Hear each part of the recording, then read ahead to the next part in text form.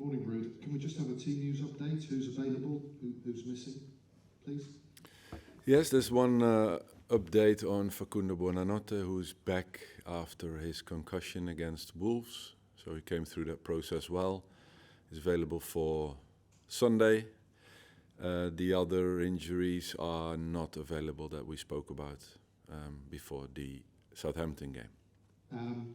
What's the victory that you had last weekend, which it becomes a habit, doesn't it, losing? Let's hope this No, it doesn't. Well, it had become something of a habit, unfortunately. No, it didn't. What difference has it made this week? It didn't. It doesn't become a habit. Okay. It doesn't. Well, what's it done for you this week? Okay, yeah, sorry, I have to get my head around that comment. Did I say that it never gets a habit? No, it doesn't. So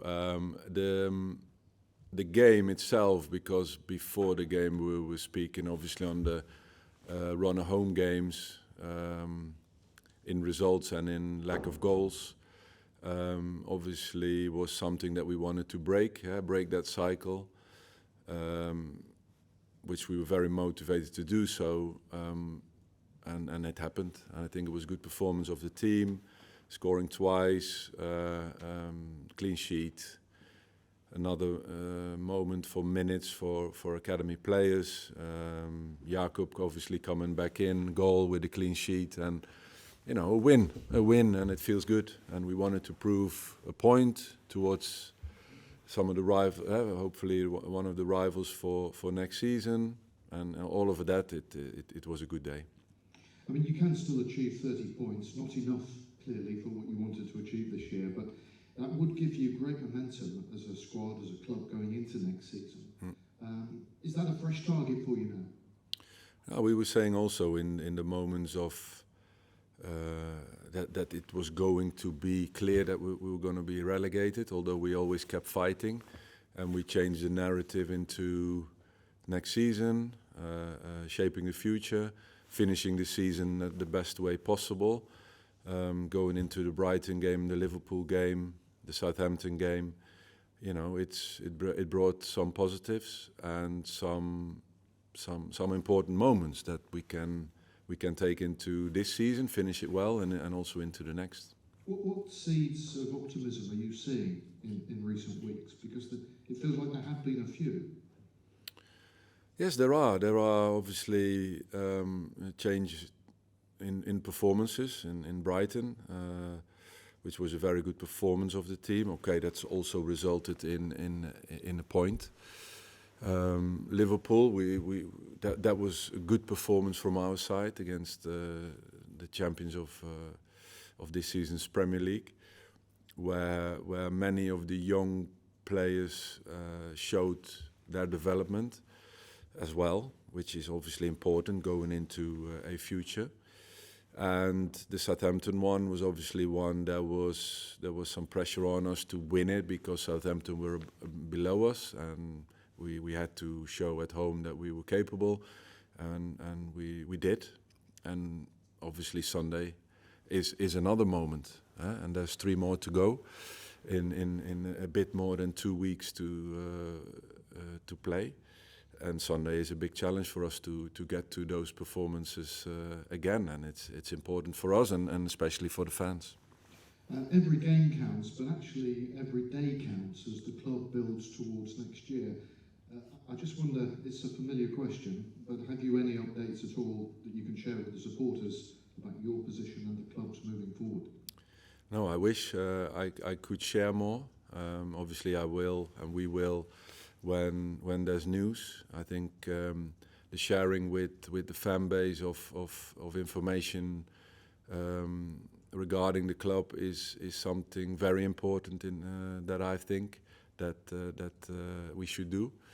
When it's there, we will obviously do it, but there isn't. You're not able to share information, but that doesn't necessarily mean work isn't going on behind the scenes. Are you aware of work that is building towards next year? Have you got any insight you can share on that? Of course, there is the responsibility of the manager of this football club is that you're working and doing everything you can in the interest of the football club. That's the way I approach it. That's the that's what the supporters can rely on, that I do that. And so the job from day to day is, of course, developing and performing in the short term, but also doing everything I can to leave the club in the best position possible. And that's also part of the job. Although within this situation, sometimes it's hard to do because there's certain things that are not clear enough. So that clarity will only help. But within the circumstances, I'm doing everything I can for this football club. I can't help but see some frustration there that you'd like to... No, because you want to move forward, and that clarity is important and will only help. I don't need to explain in all whatever is linked to this clarity. I think it's clear. There's no need to emphasize it again. But patience is asked here. Just a couple more from me. Forest have had a wonderful season. They're in sight of a Champions League place, but this is a local derby, and things, as you well know, can be different in a derby. What are you expecting from them from this fixture? Yeah, it will be one. It's a derby. It's a special game for both fan bases. Obviously, Forest being in a position where they can reach Champions League qualification, which is obviously a big thing for them, or European place. So they will be totally ready, total the favourites. You know where they are in the league and where we are. But we wanna perform to our best. We want to show that we're going to compete, that we're going to fight, that we're going to show ourselves together with the away fans. Make it a good afternoon. It looks like quite a test. Talking of which, Jeremy Monger has started his GCSEs this week. Yeah. So I gather. It's quite a sobering thought for those of us that are older, and that seems a long, long time ago. But how are you going to manage that situation for him? And is he available? Is he going to play? And is he doing his homework? Yes, he's reporting every day, and I'm doing the. I'm asking him the questions on the maths and if he studied his chapters. No, thank God, Saturdays and Sunday there's no school, so he will be available for Sunday. Quite something, isn't it? Yeah, it is. It is. It's something to realize, because yeah, it is. It is special, and that's what special talent brings to the table. Wish him luck. I will. I will. Yours on Sunday. Thank you. Thank you. Thanks, Simon. We'll go to Jack from Radio Leicester. Hi, Ruud. Hope you're okay. You touched upon it briefly with Ivan. Keen to point out that it wasn't a habit of losing, but you kept saying about breaking the cycle. You broke the cycle last week. I'm wondering if you've seen a shift in mood from your squad, and maybe a sense of relief that they were able to break that cycle. Well, the relief in the sense is that you win a game. That's important. Get back to that feeling again, to win a football match in the Premier League. That felt important. Of course, we can't undo the season and the disappointment of relegation, but I think what is important that we're looking ahead. And players are motivated to perform and finish the season on the best way possible and bring it into next season. So that's the shift of what happened, and they did well there on Saturday. Yeah, how crucial is it that you back it up, that it wasn't a fleeting victory, that actually you can back that up and build on that? Yeah, that's important. We felt against Brighton and Liverpool, those were the performances that we were looking at.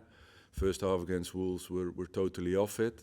Second half was better, and I'm not only talking about then the result in the end, but I'm talking on the performance on its own, where you can see a team that's fighting and doing everything they can, and that is the performance we look for, and that sparks into the stands as well, in the away ends and also in the King Power Stadium.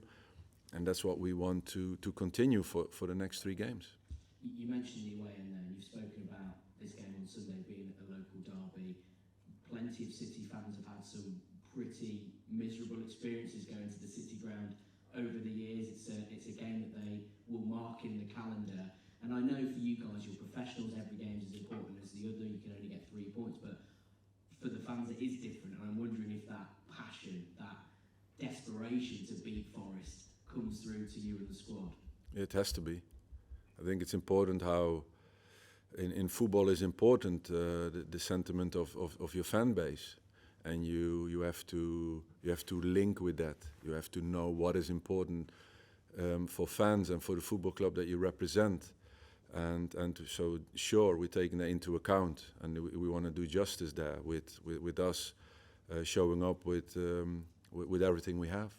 How much would it mean to you personally to given the season and how it's gone, but to give those fans that to cheer about and one up on their... Yeah, but it of course, and you know the performances that we were speaking about, you're giving something to the support, and the reaction is there, and that's what you're working for in the end. So, Sunday is another one.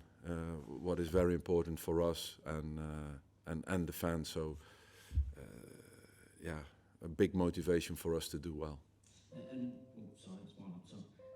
We've been speaking about potential individual achievement as well for Jamie Vardy. He's now 1 away from 200 for this football club. Again, I think the fans would love to see him do that against Nottingham Forest.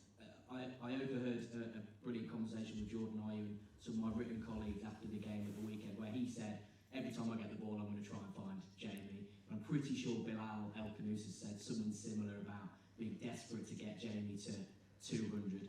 Have you felt that from his teammates? Have you felt that desire, that desperation to get him to that double century? I think yes, because the players in the squad realize that over the past 13 years and the games and the goals he scored and the trophies he's won and being so loyal to this football club in good and in bad, I think we all want to give him the best possible farewell. And of course, there's no better way to get results, to get him on the score sheet, and get the ball into the area where he can be dangerous and he will do his business.